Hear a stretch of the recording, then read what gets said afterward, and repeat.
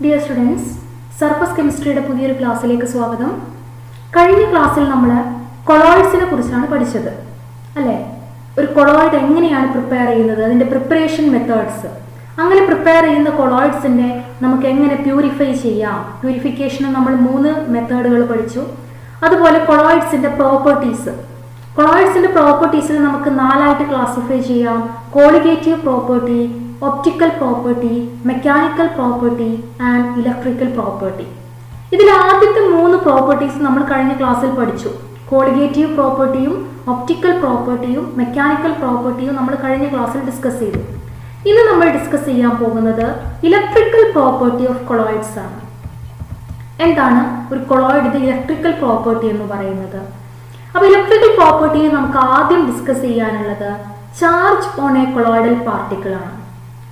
ഏതൊരു കൊളോയിഡിനും ഒരു ചാർജ് ഉണ്ടായിരിക്കും. അത് പോസിറ്റീവ് ചാർജ് ആവാം അല്ലെങ്കിൽ നെഗറ്റീവ് ചാർജ് ആവാം. എങ്ങനെയാണ് കൊളോയിഡിന് ഇങ്ങനെ ഒരു ചാർജ് കിട്ടുന്നത്?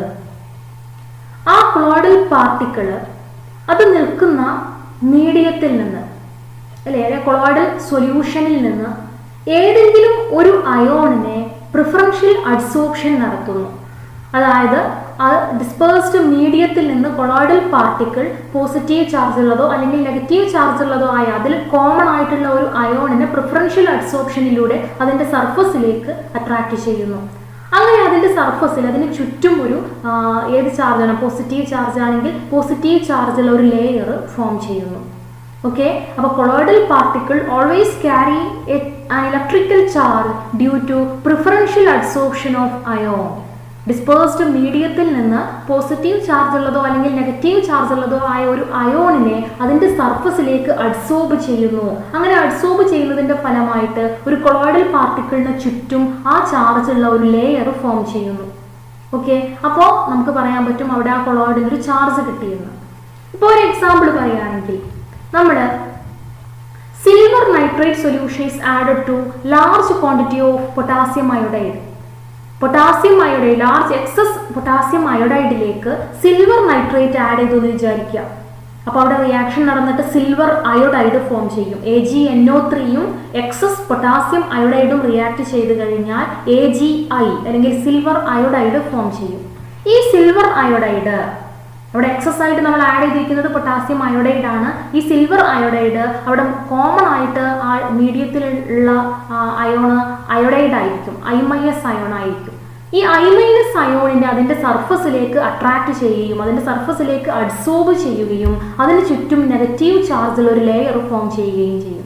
അങ്ങനെ നമുക്ക് നെഗറ്റീവ് ചാർജുള്ള ഒരു സോള് അല്ലെങ്കിൽ ഒരു കൊളോയിഡ് കിട്ടുന്നു.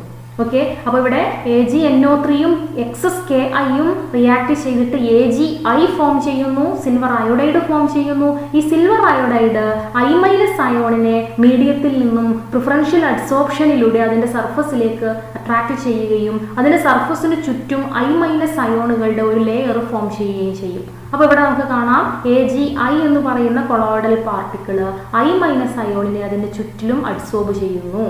അങ്ങനെ അത് നെഗറ്റീവ് ചാർജ് ഉള്ള ഒരു കൊളോയിഡായിട്ട് മാറുന്നു.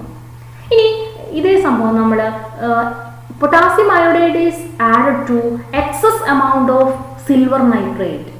പൊട്ടാസ്യം അയോഡൈഡ് എക്സസ് സിൽവർ നൈട്രേറ്റിലേക്കാണ് ആഡ് ചെയ്യുന്നതെങ്കിൽ അപ്പോഴും പൊട്ടാസ്യം അയോഡൈഡും സിൽവർ നൈട്രേറ്റും കമ്പൈൻ ചെയ്തിട്ട് സിൽവർ അയോഡൈഡ് തന്നെയാണ് ഫോം ചെയ്യുന്നത്. എന്നാൽ നമ്മളിവിടെ ആഡ് ചെയ്യുന്നത് എക്സസ് സിൽവർ നൈട്രേറ്റ് ആണ്. അതുകൊണ്ട് ആ സൊല്യൂഷനിൽ കോമൺ ആയിട്ട് പിന്നെ ഉണ്ടാകുന്നത് Ag+ അയോൺ ആയിരിക്കും.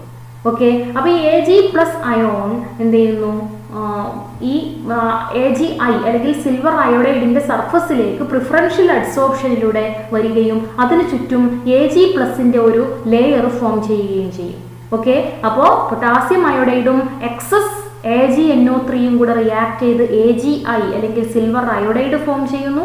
ഈ സിൽവർ അയോഡൈഡ് കോമൺ അയോൺ ആയിട്ട് Ag+ അയോണിനെ ആ പ്രിഫറൻഷ്യൽ അഡ്സോർപ്ഷനിലൂടെ അതിൻ്റെ സർഫസിലേക്ക് അട്രാക്ട് ചെയ്യുകയും ചെയ്യുന്നു. അപ്പോൾ എന്താ സംഭവിക്കുക, AgI എന്ന് പറയുന്ന ഈ കൊളോയിഡൽ പാർട്ടിക്കിൾ അതിന് ചുറ്റിലും Ag+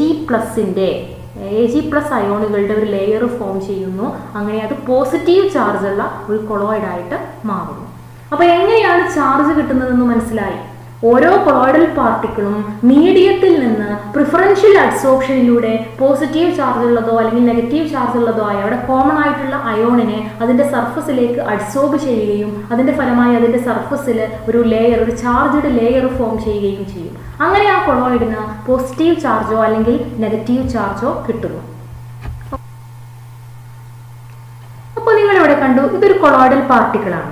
ഈ കൊളോയിഡൽ പാർട്ടിക്കിള് മീഡിയത്തിൽ നിന്നും പോസിറ്റീവ് ചാർജ് ഉള്ള കൊളോയിഡിനെ പ്രിഫറൻഷ്യൽ അഡ്സോർപ്ഷനിലൂടെ അതിന്റെ സർഫസിലേക്ക് അട്രാക്ട് ചെയ്യുകയും ആ കൊളോയിഡിന്റെ സർഫസിന് ചുറ്റും ഒരു പോസിറ്റീവ് ചാർജ്ഡ് ലെയർ ഫോം ചെയ്യുകയും ചെയ്തു. ഇതൊരു ഫിക്സഡ് ലെയർ ആണ്. ആ സർഫസിലേക്ക് അഡ്സോർബ് ചെയ്തിരിക്കുന്ന ഒരു ലെയർ, ഒരു ഫിക്സഡ് ലെയർ ആണ്. അങ്ങനെ ഇതിനൊരു പോസിറ്റീവ് ചാർജ് കിട്ടുന്നു. അതുപോലെ ഇവിടെ നിങ്ങൾക്ക് നോക്കിയാൽ കാണാൻ പറ്റും, ഇവിടെ കൊളോയിഡൽ പാർട്ടിക്കിൾ നെഗറ്റീവ് ചാർജ് ഉള്ള അയോണിനെയാണ് അതിന്റെ സർഫസിലേക്ക് അഡ്സോർബ് ചെയ്തത്. അങ്ങനെ നെഗറ്റീവ് ചാർജ് ഉള്ള ഒരു ലെയർ ആണ് അതിന് ചുറ്റും ഫോം ചെയ്തിരിക്കുന്നത്, അല്ലേ? അപ്പൊ ഇതൊരു ഫിക്സഡ് ലെയർ ആണ്. അപ്പൊ ഇതിന് നെഗറ്റീവ് ചാർജും ഈ കൊളോയിഡിന് പോസിറ്റീവ് ചാർജും ആണുള്ളത്. ഇങ്ങനെ പോസിറ്റീവ് ചാർജിൽ അല്ലെങ്കിൽ നെഗറ്റീവ് ചാർജിൽ ഈ ഡിസ്പേഴ്സ്ഡ് മീഡിയത്തിൽ നിൽക്കുന്ന കൊളോയിഡ് ആ ഡിസ്പേഴ്സ്ഡ് മീഡിയത്തിൽ തന്നെയുള്ള ഓപ്പോസിറ്റ് ചാർജിനെ അതിന്റെ സർഫസിലേക്ക്, ഇതിന് പോസിറ്റീവ് ചാർജ് ആണ്, അപ്പൊ ഇതിന് പോസിറ്റീവ് ചാർജ് ആകുമ്പോൾ ഈ മീഡിയത്തിലുള്ള നെഗറ്റീവ് ചാർജുള്ള അയോണുകൾ അതിന്റെ സർഫസിലേക്ക് അട്രാക്ട് ചെയ്യപ്പെടുന്നു. ഓക്കെ, അപ്പോൾ എന്ത് ചെയ്യുന്നു, ഈ പോസിറ്റീവ് ചാർജ് കാരണം നെഗറ്റീവ് ചാർജുള്ള അയോണ് ഈ കൊളോയിഡിനടുത്തേക്ക് അട്രാക്ട് ചെയ്തു വരുന്നു. എന്നാൽ അത് അതിന്റെ അവിടെ ഒന്ന് പെർമനന്റ് ആയിട്ട് അവിടെ അഡ്സോർബ് ചെയ്യുന്നില്ല, അത് മീഡിയത്തിൽ തന്നെയാണ് നിൽക്കുന്നത്. ഈ നെഗറ്റീവ് ചാർജുള്ള അയോൺ മീഡിയത്തിൽ തന്നെയാണ്, ഡിസ്പേഴ്സ്ഡ് മീഡിയത്തിൽ തന്നെയാണ് ഉള്ളത്. എന്നാലും ഈ കൊളോയിഡിന്റെ അടുത്തേക്ക് അട്രാക്ട് ചെയ്ത്, കാരണം എന്താണ്, ഇതിനുള്ളിൽ പോസിറ്റീവ് ചാർജ് ആണുള്ളത്, പോസിറ്റീവ് ചാർജഡ് ലെയർ ആണ്. ആ പോസിറ്റീവ് ചാർജിന്റെ ഇൻഫ്ലുവൻസ് കാരണം നെഗറ്റീവ് ചാർജുള്ള അയോണുകളെല്ലാം ഈ കൊളോയിഡിനടുത്തേക്ക് അട്രാക്ട് ചെയ്ത് നിൽക്കുന്നു. ഇതൊരു ഡിഫ്യൂസ്ഡ് ലെയർ ആണ്. ഉള്ളിലുള്ളത് ഒരു ഫിക്സഡ് ലെയറുമാണ്, പുറത്തുള്ളത് ഒരു ഡിഫ്യൂസ്ഡ് ലെയറുമാണ്. ഓക്കെ, അപ്പൊ charged colloidal particle adsorb oppositely charged ion from the dispersed medium, thus form a second layer എന്നാണ് പറഞ്ഞത്. അപ്പോൾ ഒരു കൊളോയിഡിന് ചുറ്റും പ്രിഫറൻഷ്യൽ അഡ്സോർപ്ഷനിലൂടെ അത് പോസിറ്റീവ് അല്ലെങ്കിൽ നെഗറ്റീവ് ചാർജുള്ള അയോണിനെ അതിന്റെ സർഫസിലേക്ക് അട്രാക്ട് ചെയ്ത് അതിന്റെ സർഫസിന് ചുറ്റും ഒരു ചാർജ്ഡ് ലെയർ, ഒരു ഫിക്സഡ് ലെയർ അവിടെ ആദ്യം ഫോം ചെയ്യുന്നു. അതിന്റെ ഫലമായിട്ട് കൊളോയിഡിന് ഒരു ചാർജ് കിട്ടും, പോസിറ്റീവ് ചാർജോ അല്ലെങ്കിൽ നെഗറ്റീവ് ചാർജോ. അത് ഡിസ്പേഴ്സ്ഡ് മീഡിയത്തിൽ നിൽക്കുമ്പോൾ ആ മീഡിയത്തിലുള്ള ഓപ്പോസിറ്റ് ചാർജുള്ള അയോണുകളെ അത് അതിന്റെ സർഫസിലേക്ക് അട്രാക്ട് ചെയ്യുന്നു. അങ്ങനെ അതിന് ചുറ്റും ഒരു ഓപ്പോസിറ്റ് ചാർജുള്ള മറ്റൊരു ലെയർ, ഒരു ഡിഫ്യൂസ്ഡ് ലെയർ ഫോം ചെയ്യുന്നു. ഈ ലെയർ എന്ന് പറയുമ്പോൾ അത് ഈ അയോണ് ഡിസ്പേഴ്സ്ഡ് മീഡിയത്തിൽ തന്നെയാണ് നിൽക്കുന്നത്, ജസ്റ്റ് കൊളോയിഡിന്റെ അടുത്തേക്ക് ഇങ്ങനെ അട്രാക്ട് ചെയ്ത് നിൽക്കുന്നു എന്നേ ഉള്ളൂ. അപ്പൊ രണ്ട് ഓപ്പോസിറ്റ് ചാർജുള്ള ലെയറുകൾ അവിടെ ഫോം ചെയ്യുന്നു, അല്ലെ? ഇവിടെയാണെങ്കിൽ ഉള്ളിൽ പോസിറ്റീവ് ചാർജ്ഡ് ലെയർ, പുറത്ത് നെഗറ്റീവ് ചാർജ്ഡ് ലെയർ, അല്ലെ? ഇവിടെയാണെങ്കിലോ ഉള്ളിൽ നെഗറ്റീവ് ചാർജ്ഡ് ലെയർ, പുറത്ത് പോസിറ്റീവ് ചാർജ്ഡ് ലെയർ.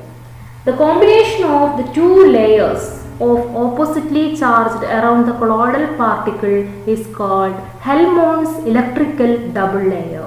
അപ്പോൾ നമ്മൾ ഇതിനെ പറയുന്നത് കൊളോയിഡ് പോസിറ്റീവ് ചാർജുള്ള കൊളോയിഡ് ആണെങ്കിൽ അതിന് ചുറ്റും നെഗറ്റീവ് ചാർജുള്ള ഒരു സെക്കൻഡ് ലെയർ കാണാൻ പറ്റും. ഇവിടെ നെഗറ്റീവ് ചാർജുള്ള കൊളോയിഡ് ആണെങ്കിൽ അതിന് ചുറ്റും പോസിറ്റീവ് ചാർജുള്ള ഒരു സെക്കൻഡ് ലെയർ കാണാൻ പറ്റും. ഈ രണ്ട് ലെയറിനും കൂടെ ചേർത്ത് പറയുന്ന പേരാണ്, ഓപ്പോസിറ്റ് ചാർജുള്ള രണ്ട് ലെയറുകളും കൂടെ കൊളോയിഡിന് ചുറ്റും കാണുന്ന ഓപ്പോസിറ്റ് ചാർജുള്ള ഈ രണ്ട് ലെയറുകളും ചേർത്ത് പറയുന്ന പേരാണ് Helmholtz electrical double layer. Okay, Helmholtz electrical double layer. അപ്പൊ ഇവിടെ നിങ്ങൾക്ക് കാണാൻ പറ്റും ഏതൊരു കൊളോയിഡിന്റെയും ചുറ്റിലും രണ്ട് ലെയറുകൾ കാണുന്നു. ഒന്നൊരു ഫിക്സഡ് ലെയർ ആണ്, ഉള്ളിലുള്ള പ്രിഫറൻഷ്യൽ അഡ്സോർപ്ഷനിലൂടെ ഒരു ഫിക്സഡ് ലെയർ ഫോം ചെയ്യുന്നു. അത് പോസിറ്റീവ് ചാർജോ അല്ലെങ്കിൽ നെഗറ്റീവ് ചാർജോ ആവാം. അതിന്റെ പുറത്ത് ഒരു ഡിഫ്യൂസ്ഡ് ലെയർ കാണാൻ പറ്റും. അത് അതിന്റെ ഓപ്പോസിറ്റ് ചാർജ് ഉള്ളതായിരിക്കും. കാരണം ഇവിടെ ഇപ്പോൾ ഫിക്സഡ് ലെയർ പോസിറ്റീവ് ചാർജ് ആണെങ്കിൽ ആ പോസിറ്റീവ് ചാർജിന്റെ ഓപ്പോസിറ്റ് ചാർജ് ഉള്ള നെഗറ്റീവ് ചാർജ് ഉള്ള ലെയർ ആണ് അതിനടുത്തേക്ക് അട്രാക്ട് ചെയ്യപ്പെടുക, അല്ലേ? അപ്പൊ നെഗറ്റീവ് ചാർജുള്ള അയോൺ അതിനടുത്തേക്ക് അട്രാക്ട് ചെയ്യപ്പെടുകയും പുറത്ത് നെഗറ്റീവ് ചാർജുള്ള ഒരു ലെയർ ഫോം ചെയ്യുകയും ചെയ്യും. ഓക്കെ, ഇവിടെയാണെങ്കിലോ ഉള്ളിൽ ഫിക്സഡ് ലെയർ നെഗറ്റീവ് ചാർജ് ഉള്ളതാണ്. അപ്പൊ നെഗറ്റീവ് ചാർജുള്ള ഒരു കൊളോയിഡൽ പാർട്ടിക്കിൾ ആണിത്. അതെന്ത് ചെയ്യുന്നു, മീഡിയത്തിൽ നിന്ന് പോസിറ്റീവ് ചാർജുള്ള അയോണുകളെ അതിനടുത്തേക്ക് അട്രാക്ട് ചെയ്യുന്നു. അപ്പോൾ ഹെൽമോൾട്ട്സ് ഇലക്ട്രിക്കൽ ഡബിൾ ലെയറിൽ ഫിക്സഡ് ലെയറും ഡിഫ്യൂസ്ഡ് ലെയറും ഓപ്പോസിറ്റ് ചാർജുകൾ ഉള്ളതാണ്, അല്ലേ? ഇവിടെ പോസിറ്റീവ്, പുറത്ത് നെഗറ്റീവ്. അങ്ങനെ ഈ ചാർജ് ഡിഫറൻസ് കാരണം അപ്പോൾ ഈ രണ്ട് ഓപ്പോസിറ്റ് ചാർജുകളുടെയും ഇടയിൽ ഒരു പൊട്ടൻഷ്യൽ ഡിഫറൻസ് അറൈസ് ചെയ്യുന്നു, അല്ലേ? ഇത് പോസിറ്റീവ് ചാർജ് ആണ്, ഇത് നെഗറ്റീവ് ചാർജ് ആണ്. ഇതാണെങ്കിലോ ഉള്ളിലുള്ളത് നെഗറ്റീവ് ചാർജ് ആണ്, പുറത്തുള്ള ഡിഫ്യൂസ്ഡ് ലെയർ പോസിറ്റീവ് ചാർജ് ആണ്. അപ്പോൾ ഹെൽമോൾട്ട്സ് ഇലക്ട്രിക്കൽ ഡബിൾ ലെയറിലെ രണ്ട് ലെയറുകളും തമ്മിലുള്ള ചാർജ് ഡിഫറൻസ് കാരണം അവിടെ ഒരു പൊട്ടൻഷ്യൽ ഡിഫറൻസ് അറൈസ് ചെയ്യുന്നു. ഓക്കെ, ഈ പൊട്ടൻഷ്യൽ ഡിഫറൻസിന് പറയുന്ന പേരാണ് electro kinetic potential or zeta potential. എന്താണ് electro kinetic potential or zeta potential? അപ്പൊ എന്താണ് സീറ്റ പൊട്ടൻഷ്യൽ എന്ന് പറഞ്ഞു കഴിഞ്ഞാൽ, due to the difference in charges between the fixed and diffused layer a potential difference arises between them. അല്ലേ, between them എന്ന് പറഞ്ഞാൽ between the colloids, and the potential difference is known as electrokinetic potential or zeta potential. ചോദിക്കാം, എക്സാമിന് ചോദിച്ചിട്ടുള്ള question ആണ്, what is mean by electrokinetic potential or zeta potential? എന്താ എഴുതുക? Due to the difference in charges between the fixed layer and diffused layer, a potential difference arises between the layers of a colloid. അല്ലേ, that potential difference is known as electrokinetic potential or zeta potential. അപ്പൊ എന്താണ് Helmholtz electrical double layer എന്ന് മനസ്സിലായി. അപ്പോൾ നമുക്കിവിടെ common ആയിട്ടുള്ള positive ചാർജുള്ള കൊളോയിഡും negative ചാർജുള്ള കൊളോയിഡുകളും ഏതൊക്കെയാണെന്ന് നോക്കാം. നമ്മൾ പറഞ്ഞു ഏതൊരു കൊളോയിഡിനും ഒരു ചാർജ് ഉണ്ടായിരിക്കും, പോസിറ്റീവ് ചാർജോ അല്ലെങ്കിൽ നെഗറ്റീവ് ചാർജോ ഏതെങ്കിലും ഒരു ചാർജ് ഉണ്ടായിരിക്കുമെന്ന് നമ്മൾ പറഞ്ഞു.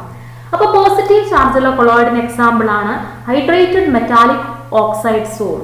മെറ്റാലിക് ഓക്സൈഡിന്റെ സോൾസ്, ഹൈഡ്രേറ്റഡ് സോൾസ്, ഇപ്പോൾ എക്സാമ്പിൾ പറയുകയാണെങ്കിൽ ഫെറിക് ഓക്സൈഡിന്റെ Fe2O3H2O, ഫെറിക് ഓക്സൈഡിന്റെ ഹൈഡ്രേറ്റഡ് സോള് പോസിറ്റീവ് ചാർജുള്ള ഒരു സോളിന് എക്സാമ്പിൾ ആണ്. മെഥിലീൻ ബ്ലൂ പോസിറ്റീവ് ചാർജുള്ള ഒരു ബേസിക് ഡൈ ആണ്. മെഥിലീൻ ബ്ലൂ പോസിറ്റീവ് ചാർജുള്ള ഒരു കൊളോയിഡിന് എക്സാമ്പിൾ ആണ്. അതുപോലെ ഹീമോഗ്ലോബിൻ, നമ്മുടെ ബ്ലഡ് കൊളോയിഡ് ആണെന്ന് നമ്മൾ പറഞ്ഞിരുന്നു. ബ്ലഡ് പോസിറ്റീവ് ചാർജുള്ള ഒരു കൊളോയിഡിന് എക്സാമ്പിൾ ആണ്. ഓക്കെ, ഇനി ഇതുപോലെ നെഗറ്റീവ് ചാർജുള്ള കൊളോയിഡ്സ് ഏതൊക്കെയാണെന്ന് നോക്കാം. മെറ്റൽ സോള്, എല്ലാ മെറ്റൽ സോളും, silver sol, gold sol, platinum sol, അതെല്ലാം നെഗറ്റീവ്ലി ചാർജ്ഡ് കൊളോയിഡ് ആണ്. അപ്പോൾ മെറ്റൽ സോൾസ് എല്ലാം നെഗറ്റീവ്ലി ചാർജ്ഡ് കൊളോയിഡ് ആണ്. സ്റ്റാർച്ച് സൊല്യൂഷൻ ഒരു കൊളോയിഡ് ആണെന്ന് നമ്മൾ പറഞ്ഞു, അതിന് നെഗറ്റീവ് ചാർജ് ആണ്.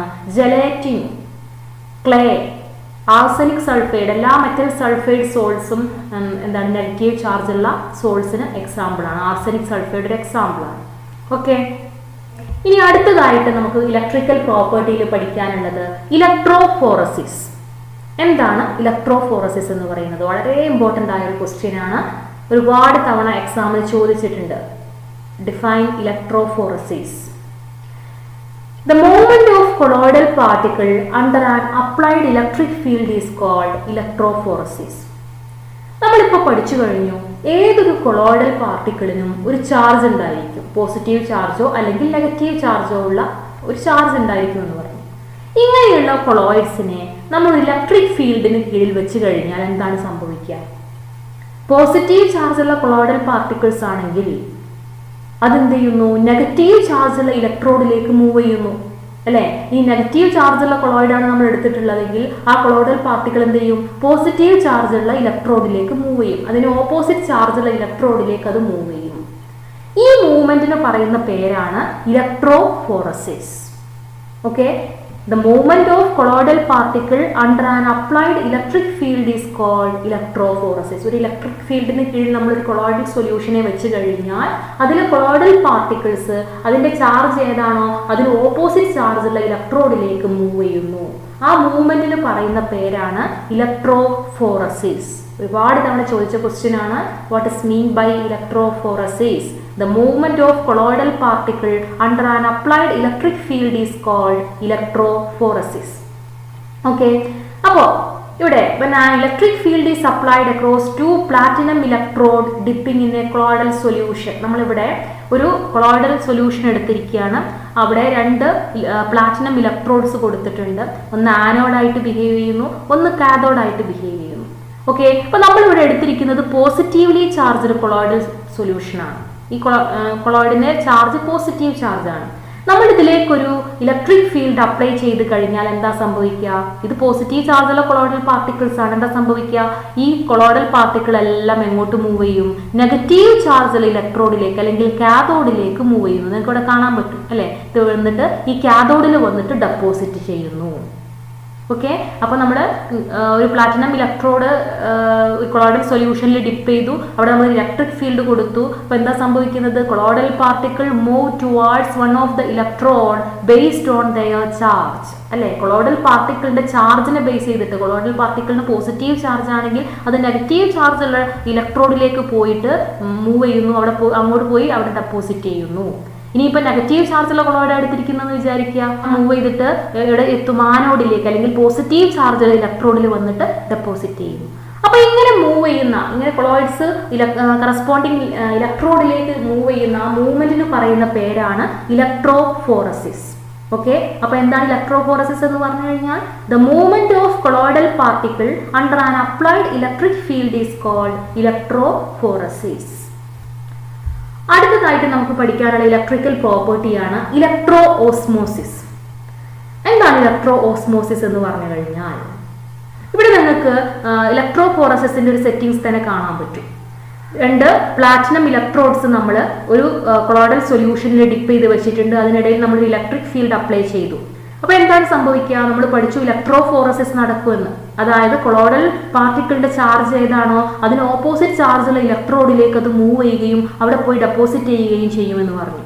ഇവിടെ നമ്മൾ എടുത്തിരിക്കുന്നത് പോസിറ്റീവ് ചാർജുള്ള കൊളോയിഡ് ആണ്. അപ്പോൾ പോസിറ്റീവ് ചാർജുള്ള കൊളോയിഡ് ആവുമ്പോൾ അതെന്താ സംഭവിക്കുക?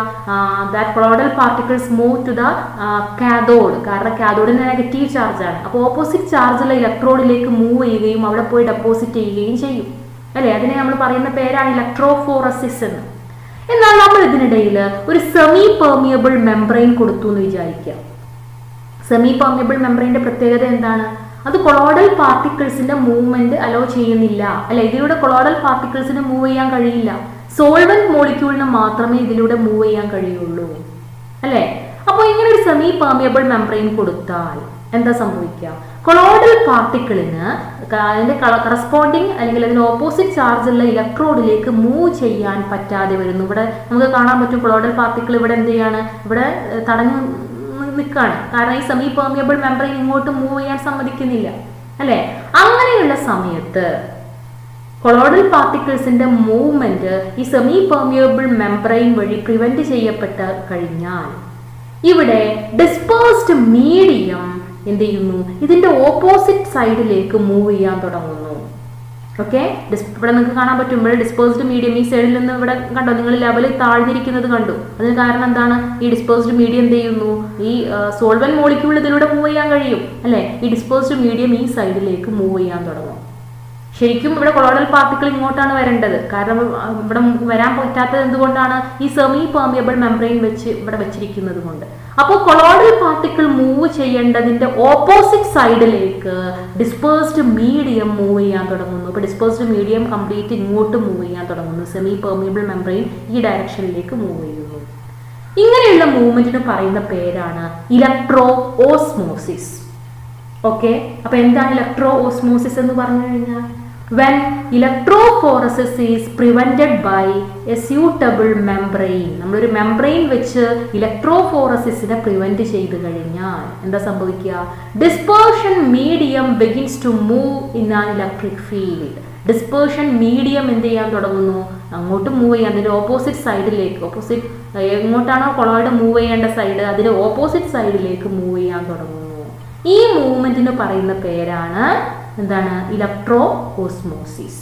ഓക്കെ, എക്സാമിന് ചോദിച്ച ക്വസ്റ്റ്യൻ ആണ് what is mean by electro osmosis. എന്താണ്?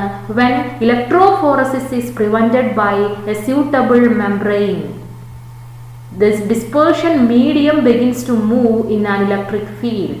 This phenomenon is termed as electro-osmosis. അപ്പോൾ ഒരു കൊളോയിഡൽ സൊല്യൂഷനിൽ ഇലക്ട്രോഫോറസിസിനെ നമ്മളൊരു സെമി പെർമിയബിൾ മെംബ്രെയിൻ ഉപയോഗിച്ച് പ്രിവെന്റ് ചെയ്ത് കഴിഞ്ഞാൽ എന്താ സംഭവിക്കുക? അവിടെ കൊളോയിഡൽ പാർട്ടിക്കിൾസ് മൂവ് ചെയ്യുന്നതിന് പകരം ഇലക്ട്രോഫോറസിസിന് പകരം ഡിസ്പേർഷൻ മീഡിയം തന്നെ മൂവ് ചെയ്യാൻ തുടങ്ങുന്നു. ആ ഡിസ്പേർഷൻ മീഡിയം ഓപ്പോസിറ്റ് സൈഡിലേക്ക് മൂവ് ചെയ്യുന്നതിന് പറയുന്ന പേരാണ് ഇലക്ട്രോ ഓസ്മോസിസ്. ഓക്കെ, ഇനി നമുക്ക് പഠിക്കാനുള്ളത് കൊയാഗുലേഷൻ ഓർ പ്രസിപ്പിറ്റേഷൻ. നമ്മുടെ ഇലക്ട്രിക്കൽ പ്രോപ്പർട്ടീസിൽ അടുത്തതായിട്ട് നമുക്ക് പഠിക്കാനുള്ളതാണ് കൊയാഗുലേഷൻ ഓർ പ്രസിപ്പിറ്റേഷൻ, അല്ലെങ്കിൽ അതിന് ഫ്ലക്യുലേഷൻ എന്നും പറയും. എന്താണ് പ്രസിപ്പിറ്റേഷൻ എന്ന് പറഞ്ഞു കഴിഞ്ഞാൽ, ഒരു കൊളോയിഡ് അതിന്റെ കൊളോയിഡൽ നാച്ചർ നഷ്ടപ്പെട്ട് താഴെ സെറ്റിൽ ചെയ്യുന്ന പ്രോസസ്സിന് പറയുന്ന പേരാണ് കൊയാഗുലേഷൻ. ഓക്കെ, ഒരു കൊളോയിഡൽ പാർട്ടിക്കിൾസ് കംപ്ലീറ്റ് എന്ത് ചെയ്യുന്നു, താഴെ സെറ്റിൽ ചെയ്യുന്നു. നമുക്കറിയാം ഒരു കൊളോയിഡ് എപ്പോഴും കൊളോയിഡൽ നാച്ചറിൽ നിൽക്കണമെങ്കിൽ അതൊരിക്കലും സെറ്റിൽ ആവാൻ പാടില്ല, അടിഞ്ഞുകൂടാൻ പാടില്ല, അല്ലേ? അത് കൊളോയിഡൽ ബിഹേവിയർ തന്നെ നിലനിർത്തിക്കൊണ്ടിരിക്കണം. എന്നാൽ ഒരു കൊളോയിഡൽ പാർട്ടിക്കിൾസ് കംപ്ലീറ്റ് താഴെ അടിഞ്ഞുകൂടി ഡിസ്പേഴ്സ്ഡ് മീഡിയം മുകളിൽ നിൽക്കുന്ന അവസ്ഥ വന്നു കഴിഞ്ഞാൽ അതെന്താണ്, അത് പ്രസിപ്പിറ്റേറ്റ് ചെയ്തു അല്ലെങ്കിൽ കൊയാഗുലേറ്റ് ചെയ്തു എന്നാണ് നമ്മൾ പറയുക. കൊളോയിഡൽ ബിഹേവിയർ നഷ്ടപ്പെട്ടു. ഓക്കെ, അതിന്റെ കൊളോയിഡൽ പാർട്ടിക്കിൾസും അല്ലെങ്കിൽ ഡിസ്പേഴ്സ്ഡ് ഫേസും ഡിസ്പേർഷൻ മീഡിയവും വേറെ വേറെ ആയി സെപ്പറേറ്റ് ആയി മാറി. അങ്ങനെയുള്ള പ്രോസസ്സിന് പറയുന്ന പേരാണ് പ്രസിപ്പിറ്റേഷൻ അല്ലെങ്കിൽ coagulation. Okay, the process of settling of colloidal particle is called coagulation or precipitation. Okay, എന്താണ്? The process of settling of colloidal particle is called coagulation or precipitation. നമുക്ക് എങ്ങനെ കൊയാഗുലേഷൻ നടത്താം, എങ്ങനെ നമുക്ക് ഒരു കൊളോയിഡൽ സൊല്യൂഷനെ പ്രസിപ്പിറ്റേറ്റ് ചെയ്യിക്കാം എന്ന് ഒരുപാട് മെത്തേഡിലൂടെ നമുക്ക് അതിലെ കൊളോയിഡൽ പാർട്ടിക്കിൾസിനെയും അല്ലെങ്കിൽ ഡിസ്പേഴ്സ്ഡ് ഫേസിനെയും മീഡിയത്തെയും സെപ്പറേറ്റ് ചെയ്യാം. ഒന്നാമത്തത് ബൈ ഇലക്ട്രോഫോറസിസ്. ഇലക്ട്രോഫോറസിസ് വഴി നമുക്ക് കൊളോയിഡൽ പാർട്ടിക്കിൾസിനെ സെപ്പറേറ്റ് ചെയ്യാൻ പറ്റില്ലേ? ഇപ്പൊ എന്താണ് ഇലക്ട്രോഫോറസിസ് എന്ന് നമ്മൾ പഠിച്ചു കഴിഞ്ഞു, അല്ലേ? ഒരു കൊളോയിഡൽ സൊല്യൂഷനിലേക്ക് നമ്മളൊരു ഇലക്ട്രിക് ഫീൽഡ് അപ്ലൈ ചെയ്ത് കഴിഞ്ഞാൽ എന്താ സംഭവിക്കുക, ആ കൊളോയിഡൽ പാർട്ടിക്കിൾസിന്റെ ചാർജ് ഏതാണോ അതിന്റെ ഓപ്പോസിറ്റ് ചാർജ് ഉള്ള ഇലക്ട്രോഡിൽ വന്ന് ആ കൊളോയിഡൽ പാർട്ടിക്കിൾസ് ഡെപ്പോസിറ്റ് ചെയ്യുന്നു, അല്ലേ? അപ്പൊ അവിടെ എന്താ സംഭവിച്ചത്, കൊളോയിഡൽ പാർട്ടിക്കിൾസ് അവിടെ പോയി ഡെപ്പോസിറ്റ് ചെയ്ത് അവിടെ ഡിസ്ചാർജ് ആയി, അല്ലേ? അപ്പോൾ അവിടെ കൊളോയിഡൽ പാർട്ടിക്കിളും ഡിസ്പേഴ്സ്ഡ് മീഡിയവും അല്ലെങ്കിൽ ഡിസ്പേഴ്സ്ഡ് ഫേസും മീഡിയവും സെപ്പറേറ്റ് ആയി. ഇവിടെ കൊയാഗുലേഷൻ നടന്നു. ഇനി by mixing two oppositely charged sol, ഒരു നെഗറ്റീവ് ചാർജുള്ള സോളും ഒരു പോസിറ്റീവ് ചാർജുള്ള സോളും കൂടെ മിക്സ് ചെയ്ത് കഴിഞ്ഞാൽ എന്താ സംഭവിക്കുക, അവിടെ ആ ചാർജ് ന്യൂട്രലൈസ് ചെയ്യുകയും ഈ ചാർജ് ഇല്ലാത്ത ഈ കൊളോയിഡൽ പാർട്ടിക്കിൾസ് അഗ്രിഗേറ്റ് ചെയ്ത് ലാർജർ പാർട്ടിക്കിൾസ് ആയിട്ട് മാറുകയും അത് താഴെ സെറ്റിൽ ചെയ്യുകയും ചെയ്യും. ഓക്കെ, അപ്പോൾ രണ്ട് ഓപ്പോസിറ്റ് ചാർജുള്ള കൊളോയിഡുകൾ തമ്മിൽ മിക്സ് ചെയ്താൽ കൊയാഗുലേഷൻ നടക്കുന്നു. ബൈ ബോയിലിംഗ്, ചൂടാക്കി കഴിഞ്ഞാൽ, ചൂടാക്കുമ്പോൾ എന്താ സംഭവിക്കുക, ഈ കൊളോയിഡൽ പാർട്ടിക്കിൾസിനെല്ലാം ഹീറ്റ് എനർജി കിട്ടും, അല്ലേ? അപ്പോൾ അതിൻ്റെ മൂവ്മെൻറ്റ് കൂടുതൽ സ്പീഡിൽ അതിന് കൈനറ്റിക് എനർജി കൂടും. അപ്പോൾ അത് വളരെ പെട്ടെന്ന് മൂവ് ചെയ്യാൻ തുടങ്ങുന്നു. അതിൻ്റെ ഫലമായിട്ട് കൊളോയിഡൽ പാർട്ടിക്കിൾസ് തമ്മിൽ കൊളൈഡ് ചെയ്യുകയും ഈ കൊളീഷൻ്റെ ഫലമായി അതിന് ചുറ്റുമുള്ള ചാർജ്ഡ് ലെയർ എന്ത് ചെയ്യുന്നു, ബ്രേക്ക് ചെയ്യുകയും ചെയ്യും. ഈ ചാർജ്ഡ് ലെയർ ബ്രേക്ക് ചെയ്താൽ എന്താ സംഭവിക്കുക, ചാർജ് ഉള്ളത് കാരണമാണ് അത് എന്ത് ചെയ്യുന്നത്, ഇന്ന് തുടർച്ചയായിട്ട് മൂവ് ചെയ്തുകൊണ്ടിരിക്കുന്നത്, അല്ലേ? അപ്പോൾ ഈ ചാർജ്ഡ് ലെയർ ബ്രേക്ക് ചെയ്ത് കഴിഞ്ഞാൽ അത് ഈ കൊളോയിഡൽ പാർട്ടിക്കിൾസ് അഗ്രിഗേറ്റ് ചെയ്തിട്ട് ലാർജർ പാർട്ടിക്കിളായി മാറുകയും അത് താഴെ സെറ്റിൽ ചെയ്യുകയും ചെയ്യും. അപ്പോൾ ബോയിലിംഗ് വഴി, ബോയിലിംഗിന്റെ ഫലമായിട്ട് ഹീറ്റ് എനർജി കൂടുന്നു. അപ്പോൾ കൈനറ്റിക് എനർജി, കൊളോയിഡൽ പാർട്ടിക്കിൾസിന്റെ കൈനറ്റിക് എനർജി കൂടും, അതിന്റെ മൂവ്മെന്റ് ഇൻക്രീസ് ചെയ്യും. ആ മൂവ്മെന്റ് കൂടുമ്പോൾ എന്താ സംഭവിക്കുക, കൊളോയിഡൽ പാർട്ടിക്കിൾസ് തമ്മിൽ കൊളീഷൻ നടന്നിട്ട് അതിന് ചുറ്റുമുള്ള ചാർജ്ഡ് ലെയർ എന്ത് ചെയ്യുന്നു, നശിച്ചു പോകുന്നു. ഈ ചാർജ്ഡ് ലെയർ നശിച്ചു കഴിഞ്ഞാൽ എന്ത് ചെയ്യുന്നു, അത് താഴെ സെറ്റിലാകുന്നു. ബൈ പെർസിസ്റ്റന്റ് ഡയാലിസിസ്, തുടർച്ചയായിട്ട് ഡയാലിസിസ് നടത്തിക്കൊണ്ടേ ഇരുന്ന് കഴിഞ്ഞാൽ എന്താ സംഭവിക്കുക, അല്ലേ? നമ്മൾ പറയും അതിലുള്ള ഇലക്ട്രോലൈറ്റ്, അതിലുള്ള എക്സസ് ഇലക്ട്രോലൈറ്റിനെ റിമൂവ് ചെയ്യുന്നതിന് വേണ്ടിയിട്ടാണ്, അതിനെ പ്യൂരിഫൈ ചെയ്യുന്നതിന് വേണ്ടിയിട്ടാണ് നമ്മൾ ഡയാലിസിസ് നടത്തുന്നത്. തുടർച്ചയായിട്ട് ഡയാലിസിസ് നടത്തിക്കൊണ്ടേ ഇരുന്ന് കഴിഞ്ഞാൽ ഈ കൊളോയിഡൽ പാർട്ടിക്കിളിന് ചുറ്റുമുള്ള ചാർജ്ഡ് ലെയേഴ്സ് ബ്രേക്ക് ചെയ്യുകയും അത് ആ ചാർജ്ഡ് അയോൺസ് എന്തെങ്കിലും അയോണുകൾ അതിൽ നിന്ന് റിമൂവ് ആവുകയും ചെയ്യും. അങ്ങനെ പെർസിസ്റ്റന്റ് ഡയാലിസിസിലൂടെയും കൊളോയിഡൽ പാർട്ടിക്കിൾസിന്റെ ചാർജുകൾ നഷ്ടപ്പെട്ട് അത് എന്ത് ചെയ്യാം, കൊയാഗുലേറ്റ് ചെയ്യാം.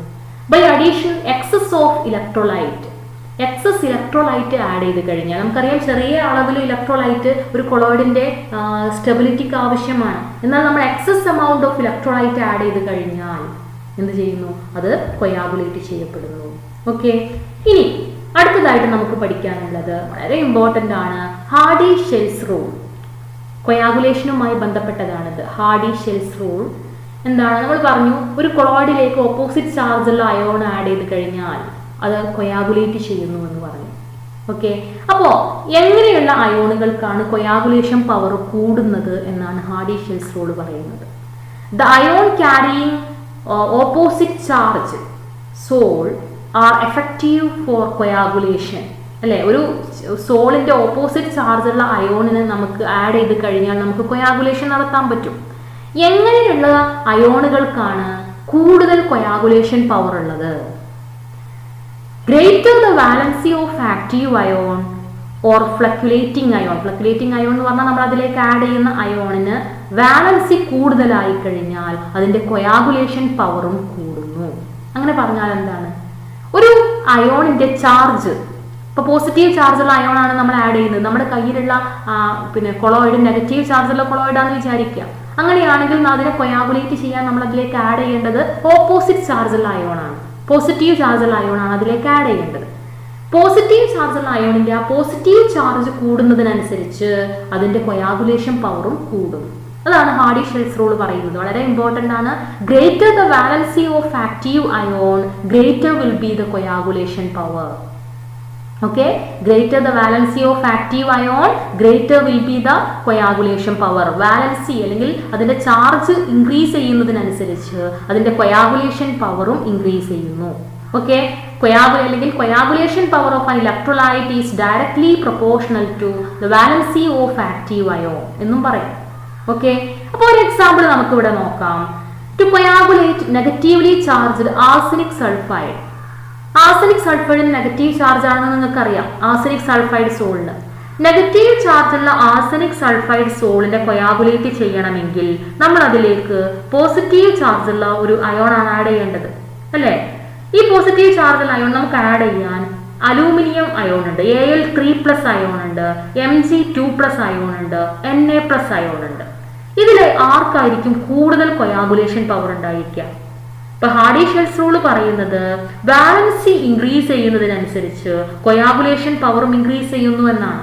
അങ്ങനെയാണെങ്കിൽ ഇവിടെ ഇപ്പോൾ അലൂമിനിയത്തിന് 3+ ആണ് ചാർജ്, അല്ലെ? +3 ചാർജ് ആണ്, ഇവിടെ +2 ചാർജ് ആണ്, ഇവിടെ +1 ആണ്. അപ്പൊ ആർക്കായിരിക്കും കൂടുതൽ കൊയാഗുലേഷൻ പവർ ഉണ്ടാവുക? +3 ചാർജുള്ള അലൂമിനിയത്തിനാണ്. അതിനേക്കാളും കുറവായിരിക്കും മഗ്നീഷ്യത്തിന്, കാരണം ഇവിടെ +2 ഉള്ളൂ, ഇവിടെ +1 ആണ്. ഓക്കെ, അപ്പൊ കൊയാഗുലേഷൻ പവർ അതിന്റെ വാലൻസി അല്ലെങ്കിൽ അതിന്റെ ചാർജ് ഇൻക്രീസ് ചെയ്യുന്നതിനനുസരിച്ച് ഇൻക്രീസ് ചെയ്യുന്നു. അതാണ് ഹാർഡി-ഷെൽസ് റൂൾ പറയുന്നത്. Greater the valency of active ion greater will be the coagulation power. For example, to coagulate the negatively charged arsenic sulfide, negative ചാർജുള്ള arsenic സൾഫൈഡിനെ coagulate ചെയ്യാൻ നമുക്ക് positive ചാർജുള്ള ion ആണ് ഉപയോഗിക്കേണ്ടത്. അതിന്റെ തന്നെ കൊയാഗുലേഷൻ പവറിന്റെ കൊയാഗുലേഷൻ പവറിന്റെ ഓർഡർ നമുക്ക് നോക്കാം. ഏറ്റവും കൂടുതൽ കൊയാഗുലേഷൻ പവർ +3 ചാർജുള്ള അലൂമിനിയത്തിനാണ്, അതിനേക്കാളും കുറവാണ് +2 ചാർജുള്ള മഗ്നീഷ്യത്തിന്, അതിനേക്കാളും കുറവാണ് +1 ചാർജുള്ള സോഡിയത്തിന്. ഓക്കെ, ഇനി വേറൊരു എക്സാമ്പിൾ നോക്കാം. നമുക്ക് പോസിറ്റീവ് ചാർജുള്ള ഒരു സോൾ ഉണ്ട്, ഫെറിക് ഹൈഡ്രോക്സൈഡ് സോൾ ആണ് നമ്മുടെ കയ്യിലുള്ളതെന്ന് വിചാരിക്കുക. അതിന് പോസിറ്റീവ് ചാർജ് ആണുള്ളത്. അത് കൊയാഗുലേറ്റ് ചെയ്യണമെങ്കിൽ നമ്മൾ അതിലേക്ക് ആഡ് ചെയ്യേണ്ടത് നെഗറ്റീവ് ചാർജുള്ള ഒരു അയോൺ ആണ്, അല്ലേ? അപ്പൊ ഇവിടെ നോക്കാം. നമുക്ക് ഫെറിക് സയനൈഡിന്റെ ഒരു അയോൺ ഉണ്ട്. ഇവിടെ കൊയാഗുലേഷൻ നടത്താനുള്ള ഒരു അയോൺ ഉണ്ട്. അതിന്റെ ചാർജ് 4- ആണ്, അല്ലെ? -4 ആണ്. ഇവിടെ ഫോസ്ഫേറ്റ് -3 ആണ്, സൾഫേറ്റ് -2 ആണ്, ക്ലോറൈഡ് -1 ആണ്. ആർക്കായിരിക്കും കൂടുതൽ coagulation power? According to Hardy-Shell's rule, greater the valency of active ion, greater will be the coagulation power എന്നാ പറഞ്ഞത്. അപ്പൊ ഏറ്റവും കൂടുതൽ വാലൻസി അല്ലെങ്കിൽ ചാർജ് -4, അല്ലെ? -4 ആണ് ഇവിടെ ഏറ്റവും കൂടുതൽ ചാർജ്. അപ്പൊ ഇതിനാണ് ഏറ്റവും കൂടുതൽ കൊയാഗുലേഷൻ പവർ ഉള്ളത്. അതിനേക്കാളും കുറവായിരിക്കും PO4-ന്, കാരണം ഇവിടെ 3- ആണ്. അതിനേക്കാളും കുറവായിരിക്കും സൾഫേറ്റിന്, കാരണം ഇവിടെ 2- ആണ്. അതിനേക്കാളും കുറവായിരിക്കും Cl-ന്, കാരണം ഇവിടെ -1 ആണ്. ഓക്കെ, അപ്പൊ ഇതിനെയാണ് നമ്മൾ ഹാർഡി-ഷെൽസ് റൂൾ എന്ന് പറയുന്നത്. ഒരു കൊളോയിഡിനെ കൊയാഗുലേറ്റ് ചെയ്യാൻ നമ്മൾ അതിലേക്ക് ഓപ്പോസിറ്റ് ചാർജുള്ള അയോൺസ് ആഡ് ചെയ്യാൻ പറ്റും. ഈ അയോണുകളുടെ കൊയാഗുലേഷൻ പവർ അതിന്റെ വാലൻസി ഇൻക്രീസ് ചെയ്യുന്നതിനനുസരിച്ച് ഇൻക്രീസ് ചെയ്യുന്നു.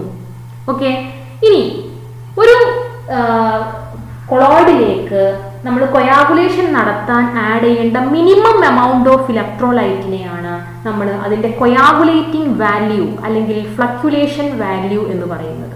Okay, the minimum amount of electrolyte in millimole per liter used to coagulate a colloid is called coagulating value or flocculation value.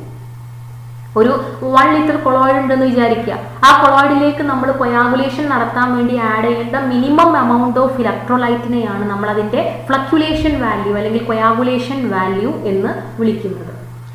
ഇനി നമ്മൾ ലയോഫിലിക് സോളിനെ, ഇപ്പൊ നമ്മൾ പറഞ്ഞത് ലയോഫോബിക് സോളിനെ കൊയാഗുലേറ്റ് ചെയ്യിക്കുന്നതാണ് അല്ലെ. ലയോഫോബിക് സോളിനെ എങ്ങനെയൊക്കെ coagulate ചെയ്യിക്കാം? നമുക്ക് ഇലക്ട്രോഫോറസിസ് വഴി ചെയ്യാം, ബോയിലിംഗ് വഴി ചെയ്യാം, പെർസിസ്റ്റന്റ് ഡയാലിസിസ് വഴി ചെയ്യാം, adding excess amount of electrolyte വഴി ചെയ്യാം. അങ്ങനെ നമ്മൾ കുറേ മെത്തേഡുകൾ പഠിച്ചു അല്ലെ. അത് വഴിയൊക്കെ നമുക്കൊരു ലയോഫോബിക് സോളിനെ നമുക്ക് കൊയാഗുലേറ്റ് ചെയ്യിക്കാം. എന്നാൽ ഒരു ലയോഫിലിക് സോളിനെ എങ്ങനെ കൊയാഗുലേറ്റ് ചെയ്യാം? ലയോഫിലിക് സോളിനെ കൊയാഗുലേറ്റ് ചെയ്യാൻ ആഡിങ് ആൻ ഇലക്ട്രോലൈറ്റ്. നമുക്കറിയാം ലയോഫിലിക് സോൾ ഓൾറെഡി സ്റ്റേബിൾ ആണ്. അപ്പൊ അതിലേക്ക് വളരെ കുറഞ്ഞ എമൗണ്ട് ഇലക്ട്രോലൈറ്റ് ആഡ് ചെയ്താൽ തന്നെ അതെന്താകും? അത് കൊയാഗുലേറ്റ് ചെയ്യും അല്ലെ. ഓൾറെഡി സെൽഫ് സ്റ്റെബിലൈസ്ഡ് ആണ് ലയോഫിലിക് സോൾ അല്ലെ. അതിന്റെ സ്റ്റെബിലിറ്റിക്ക് വേണ്ടി അവിടെ ഇലക്ട്രോലൈറ്റിന് ആഡ് ചെയ്യേണ്ട ആവശ്യമില്ല. അതുകൊണ്ട് തന്നെ കുറഞ്ഞ അളവ് ഇലക്ട്രോലൈറ്റ് ആഡ് ചെയ്യുമ്പോൾ തന്നെ അതെന്ത് ചെയ്യുന്നു? കൊയാഗുലേറ്റ് ചെയ്യുന്നു. എന്നാൽ ലയോഫോബിക്കിന്റെ കേസിൽ കുറഞ്ഞ അളവിൽ ഇലക്ട്രോലൈറ്റ് അതിന് സ്റ്റെബിലിറ്റിക്ക് ആവശ്യമാണ്. അതുകൊണ്ട് excess amount of electrolyte add ചെയ്താൽ മാത്രമേ ഒരു ലയോഫോബിക് കൊളോയിഡ് കൊയാഗുലേറ്റ് ചെയ്യുകയുള്ളൂ. എന്നാൽ ലയോഫിലിക്കിന്റെ കേസിൽ കുറഞ്ഞ അളവിൽ ഇലക്ട്രോലൈറ്റ് ആഡ് ചെയ്താൽ തന്നെ അതെന്ത് ചെയ്യുന്നു? കൊയാഗുലേറ്റ് ചെയ്യുന്നു. ഓക്കെ. ഇനി by adding a suitable solvent such as alcohol, acetone, etc. ആൽക്കഹോളോ അസറ്റോണോ പോലെയുള്ള ഏതെങ്കിലും ഒരു സോൾവെന്റ് അതിലേക്ക് ആഡ് ചെയ്ത് കഴിഞ്ഞാൽ അത് ഡിസ്പേഴ്സ്ഡ് ഫേസിനെ ഡീഹൈഡ്രേറ്റ് ചെയ്യുന്നു. ഡിസ്പേഴ്സ്ഡ് ഫേസിലുള്ള വാട്ടർ മോളിക്യൂൾസിനെ റിമൂവ് ചെയ്യുന്നു. അതിനുശേഷം അതിലേക്ക് കുറഞ്ഞ അളവിൽ ഇലക്ട്രോലൈറ്റ് ആഡ് ചെയ്ത് കഴിഞ്ഞാൽ നമുക്ക് എന്ത് ചെയ്യാൻ പറ്റും? ഈ ലയോഫിലിക് സോളിനെ കൊയാഗുലേറ്റ് ചെയ്യിക്കാൻ പറ്റും. ഓക്കെ. അപ്പോൾ ലയോഫിലിക് സോളിനെ കൊയാഗുലേറ്റ് ചെയ്യിക്കാൻ 2 മെത്തേഡാണുള്ളത്. ഒന്ന് നമ്മൾ by adding a small amount of electrolyte അല്ലെ. രണ്ടാമത്തെ മെത്തേഡ് അതിലേക്ക് അസറ്റോണോ ആൽക്കഹോളോ പോലെയുള്ള ഒരു സോൾവെന്റ് ആഡ് ചെയ്യുക. അതിനുശേഷം അതിലേക്ക് കുറഞ്ഞ അളവിൽ ഇലക്ട്രോലൈറ്റ് ആഡ് ചെയ്യുക. ഈ 2 മെത്തേഡ് നമുക്ക് ലയോഫിലിക് സോളിന്റെ കൊയാഗുലേഷന് വേണ്ടിയിട്ട് ഉപയോഗിക്കാം. ഇനി നമുക്ക് പഠിക്കാനുള്ളത് പ്രൊട്ടക്റ്റീവ് കൊളോയിഡ്സ് ആണ്. Protective colloids. അപ്പോൾ നമുക്ക് 2 ടൈപ്പ് കൊളോയിഡ്സിനെ പറ്റി അറിയാം. ലയോഫിലിക് കൊളോയിഡും ലയോഫോബിക് കൊളോയിഡ്സും. നമുക്കറിയാം അതിൽ സ്റ്റെബിലിറ്റി കൂടുതലുള്ള കൊളോയിഡ് ലയോഫിലിക് കൊളോയിഡ് ആണ്. ലയോഫോബിക്കിന് സ്റ്റെബിലിറ്റി കുറവാണ്. കാരണം അവിടെ കൊളോയിഡിലെ ഡിസ്പേഴ്സ്ഡ് ഫേസും മീഡിയവും തമ്മിലുള്ള ഇന്ററാക്ഷൻ വളരെ വീക്കാണ്.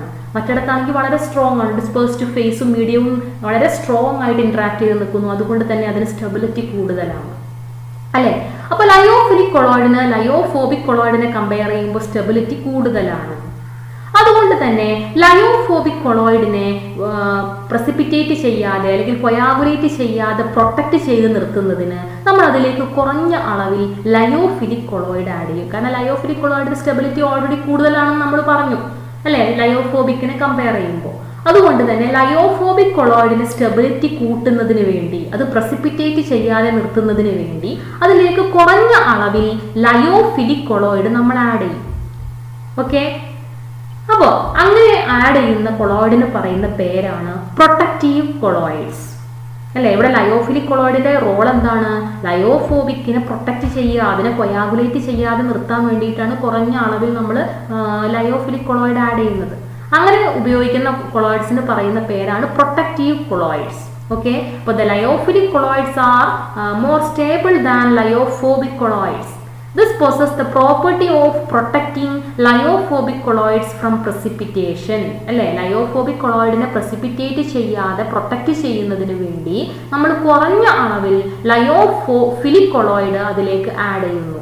ഇങ്ങനെ ലയോഫിലിക് കൊളോയിഡ് ആഡ് ചെയ്തിട്ട് നമ്മൾ ലയോഫോബിക്കിന്റെ സ്റ്റെബിലിറ്റി കൂട്ടുന്നു. അതിന് പറയുന്ന പേരാണ് പ്രൊട്ടക്റ്റീവ് കൊളോയിഡ്സ്. ഇപ്പോൾ ഒരു എക്സാമ്പിൾ, ഗോൾഡ് സോൾ ഒരു ലയോഫോബിക് സോളാണ്.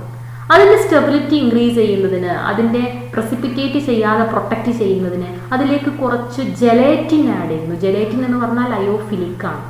അപ്പോൾ ഗോൾഡ് സോൾ എന്ന് പറയുന്ന കൊളോയിഡിനെ പ്രസിപ്പിറ്റേറ്റ് ചെയ്യാതെ, കൊയാഗുലേറ്റ് ചെയ്യാതെ പ്രൊട്ടക്റ്റ് ചെയ്യുന്നതിന് വേണ്ടി അതിലേക്ക് നമ്മൾ പ്രൊട്ടക്റ്റീവ് കൊളോയിഡ് ആയിട്ട് കുറച്ച് ജെലേറ്റിൻ ആഡ് ചെയ്യുന്നു. ഇതൊരു എക്സാമ്പിൾ ആണ്. ഓക്കെ. ഇനി ഒരു ലയോഫിലിക് കൊളോയിഡിന്റെ പ്രൊട്ടക്റ്റീവ് പവറിനെ നമ്മൾ എക്സ്പ്രസ് ചെയ്യുന്നത് ഗോൾഡ് നമ്പർ എന്ന് പറയുന്ന ടേം ഉപയോഗിച്ചിട്ടാണ്. Okay, the protective power of a sol can be expressed in term of gold number. ഒരു ലയോഫിലിക് കൊളോയിഡിന് എത്രത്തോളം ലയോഫോബിക്കിനെ പ്രസിപ്പിറ്റേറ്റ് ചെയ്യാതെ പ്രൊട്ടക്ട് ചെയ്യാൻ പറ്റുന്നു എന്ന് നമ്മൾ ഗോൾഡ് നമ്പർ വാല്യൂ വെച്ചിട്ടാണ് മെഷർ ചെയ്യുന്നത്.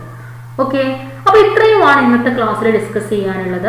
ഇന്ന് നമ്മൾ ഇലക്ട്രിക്കൽ പ്രോപ്പർട്ടി ഓഫ് കൊളോയിഡ്സ് ആണ് പഠിച്ചത് അല്ലേ. അതിൽ തന്നെ ഒരു കൊളോയിഡിന് എങ്ങനെയാണ് ചാർജ് കിട്ടുന്നതെന്ന് പഠിച്ചു. ആ ചാർജ് കിട്ടുന്നതുമായിട്ട് ബന്ധപ്പെട്ട് നമ്മൾ ഹെൽമോൺസ് ഇലക്ട്രിക്കൽ ഡബിൾ ലെയർ പഠിച്ചു, സീറ്റ പൊട്ടൻഷ്യൽ പഠിച്ചു അല്ലേ. അതുപോലെ ഇലക്ട്രോഫോറസിസ്, ഇലക്ട്രോ ഓസ്മോസിസ് പോലെയുള്ള ഇലക്ട്രിക്കൽ പ്രോപ്പർട്ടീസും നമ്മൾ ഡിസ്കസ് ചെയ്തു. കൊയാഗുലേഷൻ അല്ലേ, അല്ലെങ്കിൽ പ്രസിപ്പിറ്റേഷൻ, ഇതൊക്കെ ഇലക്ട്രിക്കൽ പ്രോപ്പർട്ടിയിൽ പെട്ടതാണ്. അപ്പോൾ ഇത്രയുമാണ് ഇന്നത്തെ ക്ലാസ്സിൽ നമ്മൾ ഡിസ്കസ് ചെയ്യുന്നത്. ഇനി നമുക്ക് പുതിയൊരു ടൈപ്പ് കൊളോയിഡിന്റെ പുതിയൊരു ടൈപ്പുമായിട്ട് നമുക്ക് അടുത്ത ക്ലാസ്സിൽ കാണാം. Okay, thank you.